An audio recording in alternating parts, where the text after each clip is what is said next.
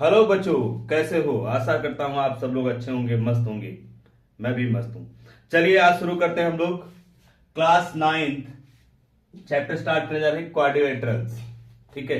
अब क्वाड्रिलेटरल्स के बारे में देखो पढ़ना है तो पहले क्वाड्रिलेटरल्स चैप्टर अगर करना है तो पहले क्वाड्रिलेटरल्स की बहुत सारे ऐसे टर्म्स हैं जिन टर्म्स को आपको आना बहुत जरूरी। अगर वो टर्म्स आपको नहीं आते होंगे तो आप उस चीज को अच्छे से नहीं कर पाओगे।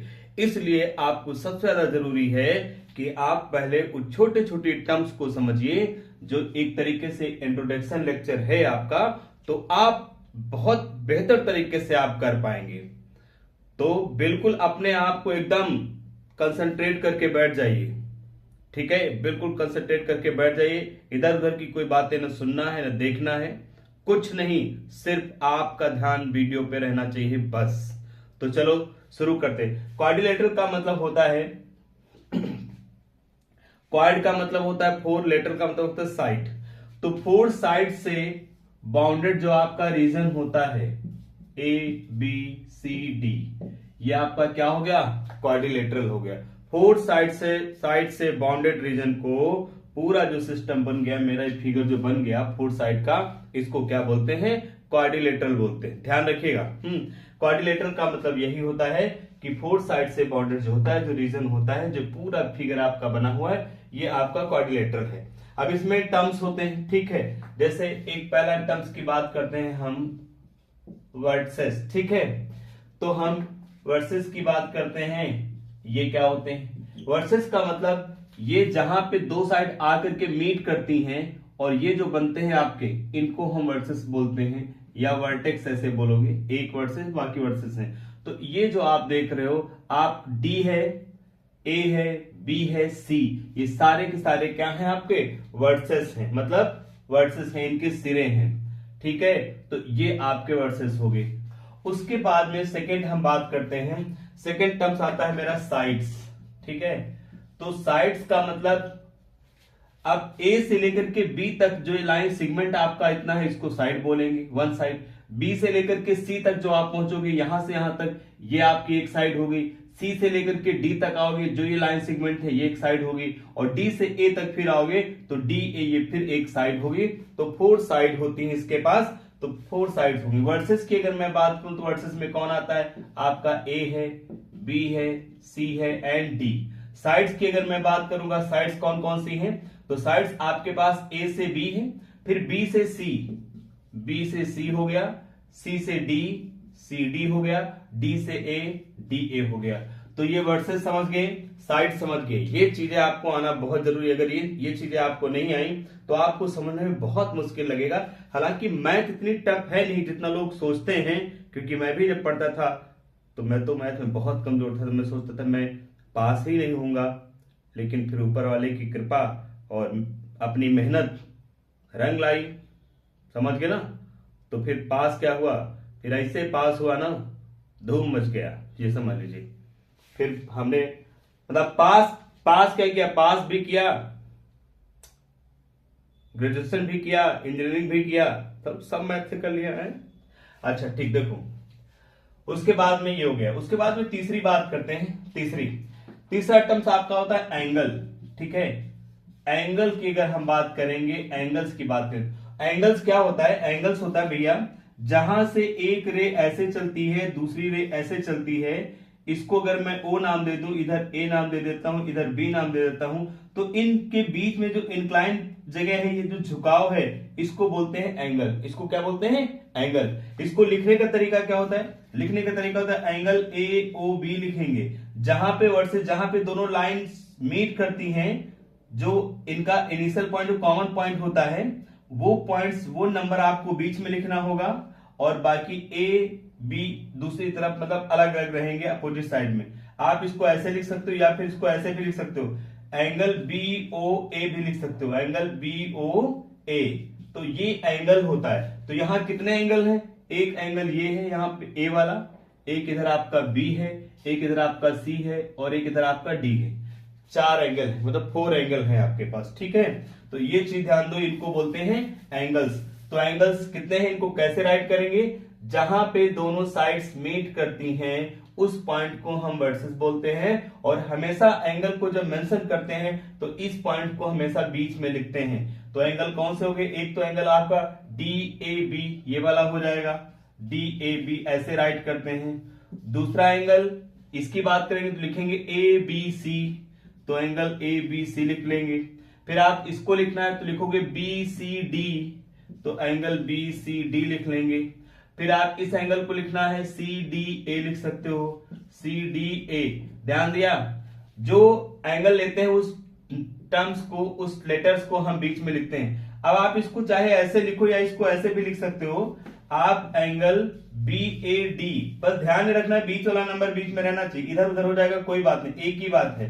इसको भी आप चाहो तो लिख सकते हो एंगल CBA लिख सकते हो, इसको आप चाहो तो एंगल DCB लिख सकते हो, और इसको आप चाहें तो एंगल ADC लिख सकते हैं। तो ये बात समझ में आई? नहीं आई तो समझना पड़ेगा, ये ध्यान दीजिए, समझना पड़ेगा। सोचो, थोड़ी देर के लिए सोचो, आपके लिए कोई कितना मेहनत कर रहा होगा। मैं अपनी बात नहीं कर रहा हूं, आपके पेरेंट्स आपके लिए बहुत मेहनत करते हैं। आपकी इच्छाएं पूरी करने के लिए वो अपनी कितनी इच्छाओं को दबा देते हैं। सोचिए जरा, सोचिए थोड़ा, वो क्यों आपके पीछे लगे हैं? वो इसलिए लगे हैं ताकि वो चाहते हैं कि मेरा जैसा गुजरा वैसा गुजरा कोई बात नहीं, लेकिन मेरे बच्चे का अच्छा समय गुजरना चाहिए।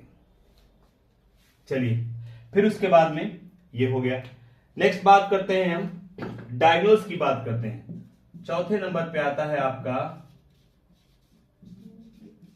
डायगोनल्स। ठीक है, डायगोनल्स की बात करें, अगर एक वर्सेस को अपोजिट वाले वर्सेस से आप मीट करा दोगे तो इसको डायगोनल बोलते हैं। AC आपका डायगोनल है, और B को अगर आप इससे D से मीट करा दोगे तो आपका BD क्या है, डायगोनल। तो जो लाइन सेगमेंट अपोजिट वर्सेस को मीट कराता हुआ है, ठीक है, इस लाइन सेगमेंट को क्या बोलते हैं, डायगोनल्स बोलते हैं। तो आपके पास दो डायगोनल्स हैं, एक तो AC है और दूसरा आपका BD है, टू डायगोनल हो गए इसमें। फिर उसके बाद में आता है साइड, तो आता है एक और नाम आता है एडजेंट साइड आता है नाम, ठीक है, 5। ठीक है, आपका अगला है एडजेंट साइड। इसका मतलब क्या है, इस वर्ड का मतलब, ठीक है, सिर्फ इसका मतलब समझ लो, बाकी तो कोई दिक्कत नहीं। इसका मतलब ये है भैया, एडजेंट का मतलब ये होता है कि जो एक दूसरे से टच होके बन रहे हो वो एडजेंट होते हैं। जैसे एडजेंट साइड की बात करें तो आपके पास साइड AB है, BC है, CD है, DA है। अब आप दो ऐसी कौन सी साइडें हैं जो मीट करती हैं, तो देखो AB आपकी BC से देखो टच होकर के बनती, जहां से AB खत्म होती है वहीं से BC स्टार्ट होती है। तो इस तरीके की जो चीजें होती हैं उनको जो है इस वर्ड से हम जानते हैं, जिसको एडजेंट बोलते हैं। ठीक है, तो एडजेंट साइड कौन कौन सी हो सकती है आपकी, एक तो AB एंड BC हो सकती है, क्योंकि AB जहां से एंड होती वहीं से BC स्टार्ट होती। अब आप AB को और CD को कहो कि एडजेंट्स हैं, तो नहीं है भैया, क्योंकि AB कहीं जहां से AB एंड होती वहां से CD स्टार्ट नहीं होती है, इसलिए ये AB और DC नहीं हो सकती है। AB और BC हो सकती है और AB AD भी हो सकती है। तो दूसरी कंडीशन ये है AB एंड AD ये भी हो सकती है, या आप कह सकते हैं BC और CD हो सकती है आपकी, BC एंड CD, BC और CD हो सकती है, CD और DA हो सकता है, आपका CD एंड DA, ये आपकी क्या है, एडजेंट साइडें हैं।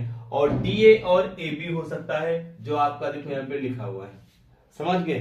तो इस तरीके को हम क्या बोलते हैं, इस तरीके से होती हैं जो एक एंड होने पे दूसरी स्टार्ट हो जाती है, ठीक, या एक पॉइंट इनका ये कॉमन होता है। इस तरीके की जो साइड्स होती हैं उनको हम एडजेंट साइड, ठीक है, बोलते हैं। ठीक है, उसके बाद की अगर हम बात करें तो फिर आता है एडजेंट एंगल की बात आती है। तो बट एंगल यहां पे एडजेंट अगर डायगोनल को छोड़ दो तो नहीं है, ठीक है, वो ट्रायंगल चैप्टर पढ़ेंगे तब उसमें हम एंगल की बात करेंगे, ठीक है। अभी बात करते हैं अपोजिट साइड की। 6 नंबर आता है, ठीक है, अपोजिट साइड्स, ठीक है। अब अपोजिट साइड्स की अगर बात करेंगे तो अपोजिट साइड तो आप लोग समझते हो कौन कौन सी हैं।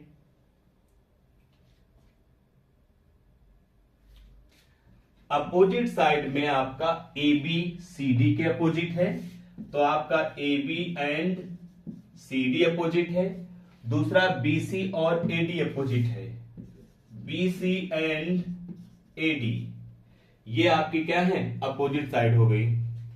चलो कॉन्जुगेटिव एंगल्स की मैं बात कर लेता हूं, एक और 7 नंबर बात करते हैं कॉन्जुगेटिव एंगल्स की। तो कॉन्जुगेटिव एंगल्स, कॉन्जुगेटिव का मतलब क्या होता है, कॉन्जुगेटिव का मतलब होता है लगातार। समझ के मेरी बात, कॉन्जुगेटिव का मतलब होता है लगातार, एक के बाद जो दूसरा आता है उसको कॉन्जुगेटिव बोलते हैं। जैसे 3 के बाद 4 आता है तो 3 और 4 आपस में कॉन्जुगेटिव है। 4 के बाद 5 आता है तो 4 और 5 आपस में कॉन्जुगेटिव है। समझ गए ना। तो कॉन्जुगेटिव का मतलब ये है, हमने लिखा है कॉन्जुगेटिव एंगल्स की बात की है, तो कॉन्जुगेटिव एंगल्स में कौन है, ए के बाद बी आता है तो ए बी हो सकते हैं, आपका angle A and angle B conjugative है। बी के जस्ट बाद कौन आता है, सी, तो आप ये लिख सकते हो एंगल जो बी है, B and angle C conjugative है। सी के जस्ट बाद कौन आता है, डी, तो angle C and angle D conjugative है। और डी के बाद ए आता है तो हम कह सकते हैं कि angle D and angle A ये कॉन्जुगेटिव है। तो ये कॉन्जुगेटिव का मतलब हो गया, ठीक है। आपस में कौन कौन से कॉन्जुगेटिव हैं, तो ये मैंने आपको कॉन्जुगेटिव बता दिया। उसके बाद में बात करते हैं, एक लास्ट है गया अपोजिट एंगल, ठीक है। 8 नंबर हम बात करते हैं अपोजिट एंगल। अपोजिट एंगल्स की बात करेंगे तो ए के अपोजिट में सी है, angle A and angle C opposite है। बी के अपोजिट में डी है तो angle B and angle D opposite है। तो ये तो एक छोटा सा इंट्रोडक्शन हो गया अभी, ठीक है। टर्मिनोलॉजी का कौन कौन से टर्म्स यूज होंगे। मेरे प्यारे प्यारे विद्यार्थियों, आपको ये चीज आना बहुत जरूरी है, ये समझ लीजिएगा। और मैं एक बात बता दूं, आप लोग के अंदर वो जोश जुनून है ना, वाकई बहुत जबरदस्त है। आप में से बहुत ऐसे होंगे जो बहुत शैतान हैं, शरारती हैं। मैं आपको बता दूं, जो शरारती है ना उसके अंदर तो वो पावर है ना, वो पावर है कि एकदम दुनिया बदल के रख सकता है। वो उसके अंदर बहुत गजब की पावर होती है, लेकिन वो सिर्फ इसीलिए उसके अंदर इतनी पावर है, इतनी एनर्जी है, इसी वजह से नेचर उसको क्या करता है, उसकी एनर्जी को उसकी शरारतों में कन्वर्ट करके खर्च करता रहता है। जिस दिन शरारती बच्चा अपनी एनर्जी को संभाल लिया ना, मैं कह रहा हूं कसम से दुनिया बदल के रख देगा। दुनिया, मैं मतलब ये कई सुनी बातें नहीं कर रहा हूं, इतने दिन से पढ़ा रहा हूं।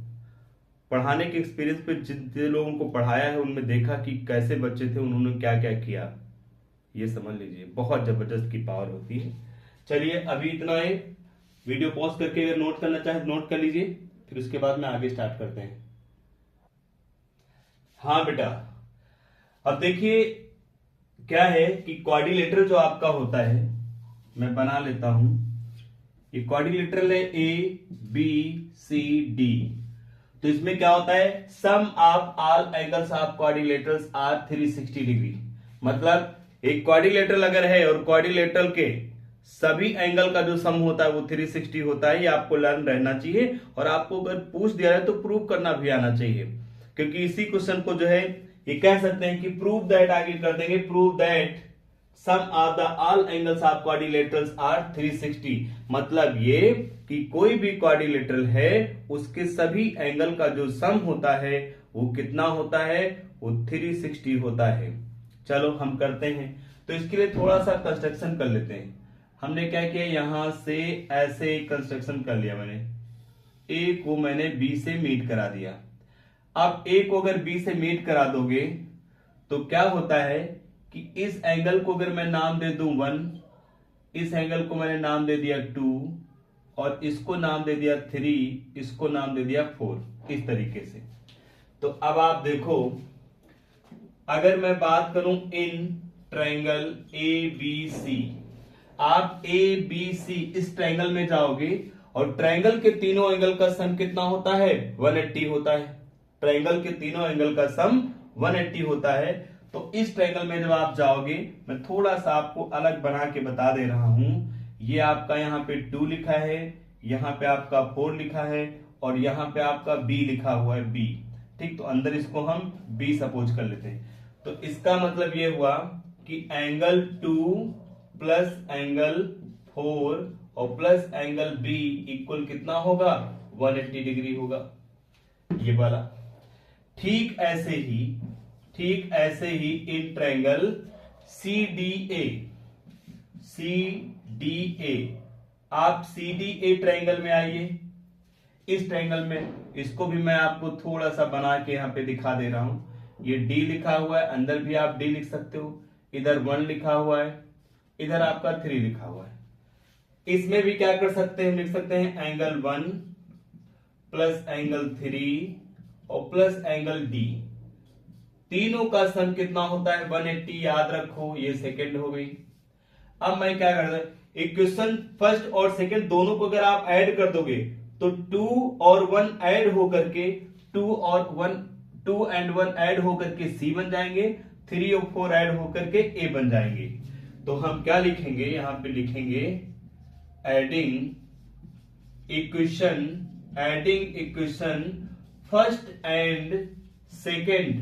फर्स्ट और सेकंड इक्वेशन को हमको ऐड करना है। ठीक है, ध्यान से देखिएगा, ध्यान बिल्कुल एकदम कंसंट्रेट होकर के।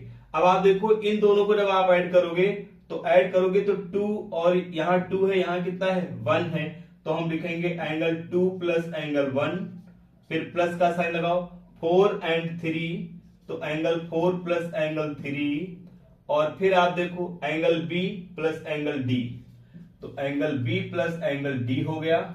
और ये 180 को ऐड करोगे कितना हो जाएगा, 360 हो जाएगा। अब जरा ध्यान से देखो भैया, 2 और 1 को अगर मैं ऐड कर दूं तो लिख दो यहां पे, बिकॉज एंगल A इक्वल आपका है एंगल 3 प्लस एंगल 4, और जो आपका एंगल C है वो एंगल 1 प्लस एंगल 2 है। तो जहां पे आपका 1 प्लस 2 लिखा है वहां पे मैं लिख सकता हूं एंगल C, और जहां पे आपका 3 प्लस 4 लिखा हुआ है ये इतना, वहां पे लिख सकता हूं एंगल A, और फिर आपका B हो गया प्लस D हो गया, और ये 360। ऐसे लिख लो, चाहे ऑर्डर में लिख लो इसको, angle A plus angle B plus angle C ये वाला, प्लस एंगल D, और ये 360 हो गया। ये देखिए, तो एक क्वाड्रिलेटरल है, उसके सभी एंगल का सम कितना होता है, 360 होता है। यह आपको याद रखना है, भूलना नहीं बेटा। वीडियो को पॉज करके नोट कर लो, और हाँ, समझ में आ रहा ना तब भी कमेंट्स करिए, ताकि मुझे पता चले कि हाँ आप लोग कितना समझ पा रहे हो, और नहीं आ रहा तब भी आप करिए, तो इससे मुझे ये पता चलेगा कि मुझे भी और किस लेवल से पढ़ाना है, आपको बताना है। क्योंकि जब आप कमेंट्स देंगे, फीडबैक देंगे, तभी मैं समझ पाऊंगा। तो आशा करता हूं कि और बेहतर आपको मैं तब बता पाऊंगा। चलिए, इसको वीडियो पॉज करके नोट कर लीजिए। राधे तेरे चरणों की पग धूल जो मिल जाए, सच कहता हूं मैया तकदीर बदल जाए।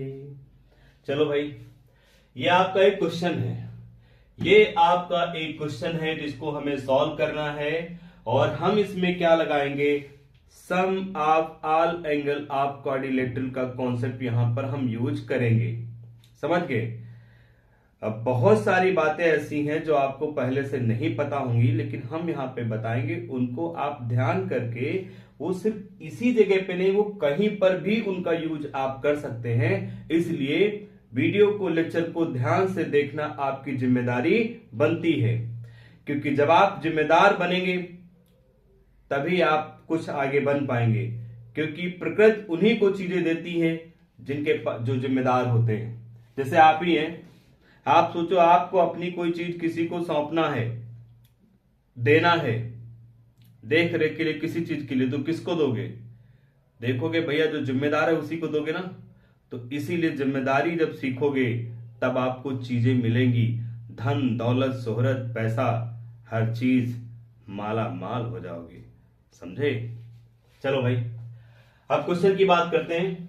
क्वेश्चन में बोला गया in quadrilaterals PQRS the angle PQR and S are in the ratio दे रखा है 1:2:3:4। मतलब ये हो गया कि रेशियो जब दिया होता है तो एग्जैक्ट वैल्यू नहीं होती है, वहां पे कुछ एक ऐसी वैल्यू कॉमन होती है जो वहां से हट चुकी होती है, उसको क्या बोलते हैं? रेशियो बोलते हैं। मैं थोड़ा सा आपको बताता हूं। जैसे मेरे पास दो नंबर हैं, एक मेरे पास 20 है नंबर और एक मेरा 15 है। ये एग्जैक्टली नंबर हैं, बट इनका रेशियो की अगर मैं बात करूं तो 20 और 15 को आप क्या करो, डिवाइड करो जरा। इसको लिख सकते हो या ऐसे आप लिख सकते हो, इसी 20 को लिख सकते हो 5x4 और इसको लिख सकते हो 5x3। अब देखो दोनों में कॉमन फैक्टर जो होता है वो कैंसिल हो जाता है, तो 4:3 आ गया। तो इसका जो रेशियो हमारा है 4:, कितना हो गया? 3। 20 और 15 का रेशियो कितना है? 4:3 है। क्या वाकई में 20 है? नहीं है। क्या वाकई में रियल में ये 15 है? नहीं है।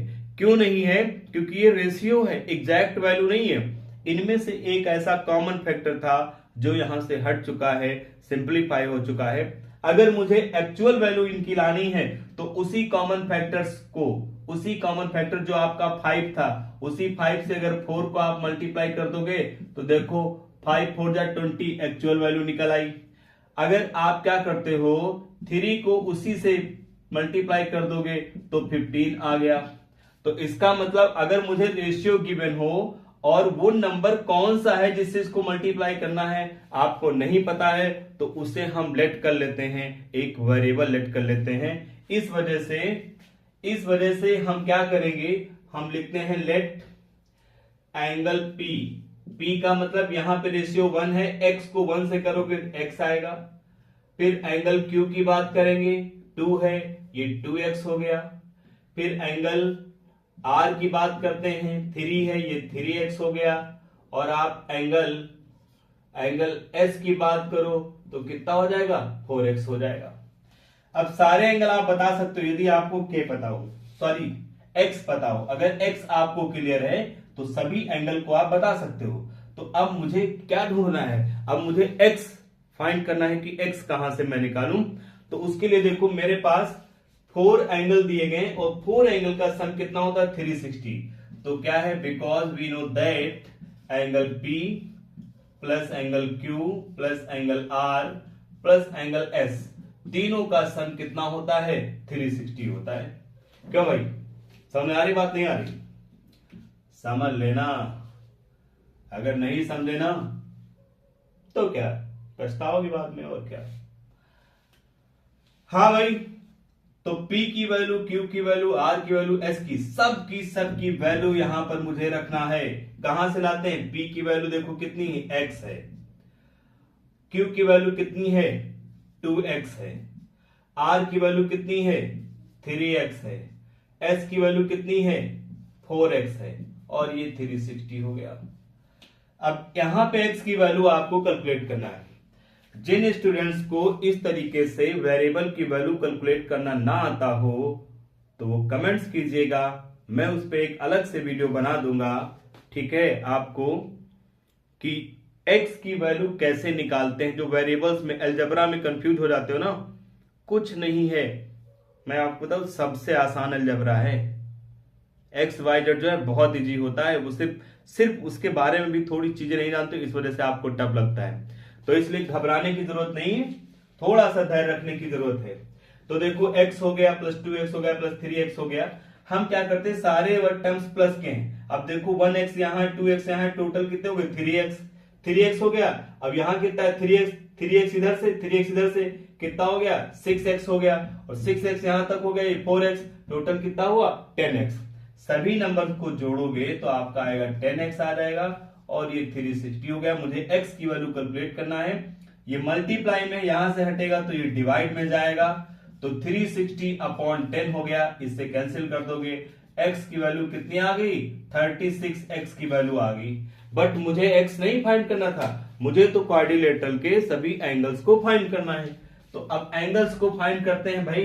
तो एंगल्स तो हमको ऑलरेडी पता ही है, क्या पता है, पता ये है कि एंगल P आपका x है, x की वैल्यू 36 डिग्री है।